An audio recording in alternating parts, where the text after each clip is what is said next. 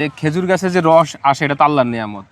যদি রসের এখান থেকে না কাটে, যদি আমরা মাটি থেকে কাটি, তাহলে কি রস আসবে? না, আসবে না। এটা একটু বলেন তো কেন আসবে এই না? যদি মাটিতে আপনি কাটি ফেলেন, 1 ফুট রসও পাবেন না আপনি। হুম। কিন্তু আল্লাহর কি নিয়ামত, অল্প একটু কাটতেছে, তাতে মিষ্টি পানি বের করতেছে আল্লাহ। আল্লাহর অশেষ নিয়ামত, এই নিয়ামতের শুকরিয়া আমরা আদায় করতে পারি না। হ্যাঁ, এই যে চাচা অনেক কষ্ট করতেছে, মানে এই অনেকভাবে, শীতের দিন। হ্যাঁ শীতের দিনে অনেক কাজ করতেছে। এই যে রস সংগ্রহ করা, এটা মানে ফজরের পর থেকে কিন্তু শুরু করতে হয়, জানেন? হ্যাঁ, এটা অনেক কষ্টের একটা কাজ। এবং কি সারাদিন জাল দিতে হয়, আবার দুপুরের পরে খাওয়া দাওয়া করে আবার গাছে জিরান দিতে হয়, জিরান কাঠগুলো কাটতে হয়। তো আমাদের এই প্রজেক্টে আসছেন আপনি, আমাদের এটা হচ্ছে যশোরে। এখানে আমাদের প্রায় 1000-এর উপরে গাছ আছে। চাচা দেখতে আসছে।